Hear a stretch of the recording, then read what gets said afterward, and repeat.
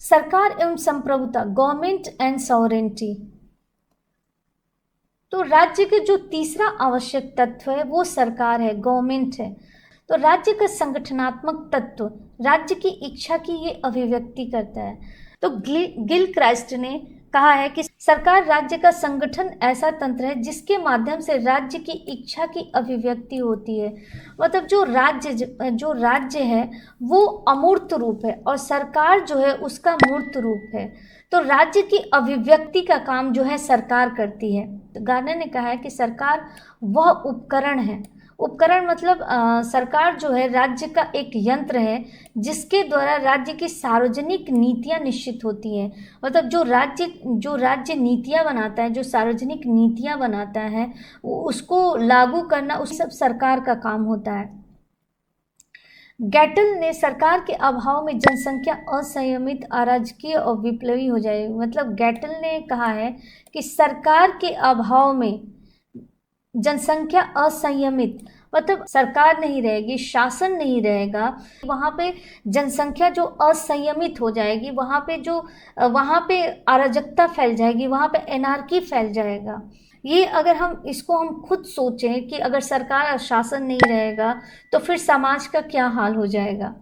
अब सरकार के 3 अंग हैं, जैसे लेजिस्लेचर है, एग्जीक्यूटिव है या जुडिशरी है। मतलब विधायिका, कार्यपालिका और न्यायपालिका। मतलब विधायिका, कार्यपालिका एवं न्यायपालिका सरकार के 3 अंग हैं। और सरकार बदलती रहती है परंतु राज्य अस्थायी होता है। राज्य बदलता नहीं लेकिन सरकार जो है बदलती रहती है। जैसे 1947 से भारत आज़ाद हुआ है तो इंडिया जो देश है वो आज तक है, लेकिन सरकारें क्या है कि कई बार आई गई और बदलती रही। तो सरकार बदलती रहती है परंतु राज्य अस्थायी होता है। अब प्रभुसत्ता सरकार का चौथा और बहुत ही महत्वपूर्ण तत्व है। तो प्रभुसत्ता को, जिसे हम सॉवरेंटी बोलते हैं, ये राज्य का क्या है, प्राण है और सर्वाधिक महत्वपूर्ण विशिष्ट इसके लक्षण हैं।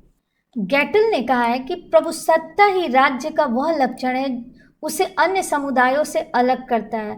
मतलब जो अन्य समुदाय है, जैसे परिवार है, समाज है, संगठन है, उन समुदायों में क्या होता है, प्रभुसत्ता नहीं होती है। तो लेकिन राज्य में क्या है, प्रभुसत्ता है और यही लक्षण जो है अन्य समुदायों से उसको अलग करता है। प्रभुसत्ता के 2 पक्ष होते हैं, एक इंटरनल सॉवरेंटी होती है जिसे आंतरिक प्रभुसत्ता बोलते हैं, और दूसरा एक्सटर्नल सॉवरेंटी जिसे हम बाह्य प्रभुसत्ता बोलते हैं। तो इंटरनल सॉवरेंटी जो होती है सबसे ऊपरी सत्ता होती है। मतलब जो राज्य के भीतर समस्त व्यक्तियों, समूहों, संस्थाओं पर राज्य का जो है सर्वोच्च सत्ता होती है। और बाह्य संप्रभुता मतलब जो एक्सटर्नल सॉवरेंटी होती है वो अन्य राज्यों के नियंत्रण से मुक्त। मतलब ये होता है कि जैसे राज्य अन्य मामलों से मुक्ति, अपने मामलों में वो क्या होता है कि वो स्वतंत्र होता है। जैसे मान लो कि राज्य जो है अपनी खुद की विदेश नीति बनाती है। राज्य चाहे किसी से युद्ध कर सकता है या शांति कर सकता है या समझौता कर सकता है या किसी से ट्रेड कर सकता है, व्यापार कर सकता है। बाहरी नियंत्रण, राज्य जो है बाहरी नियंत्रण से मुक्त होता है, वो स्वतंत्र होता है। अब जनसंख्या, प्रदेश और सरकार अन्य समुदायों में मिल सकते हैं। मतलब हम अन्य समुदायों में हम जनसंख्या को, प्रदेश को, सरकार को पा सकते हैं, परंतु प्रभुसत्ता केवल राज्य में होती है। मतलब जनसंख्या, प्रदेश और सरकार अन्य समुदायों में पा सकते हैं लेकिन प्रभुसत्ता जो है राज्य में ही होती है।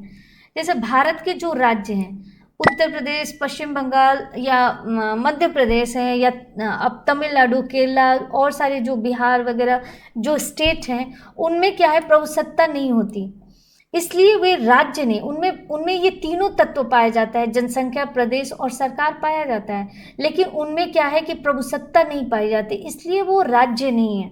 2 अतिरिक्त ऐच्छिक तत्व पाए जाते हैं जो नागरिक में आज्ञा पालन भाव तथा अंतर्राष्ट्रीय मान्यता।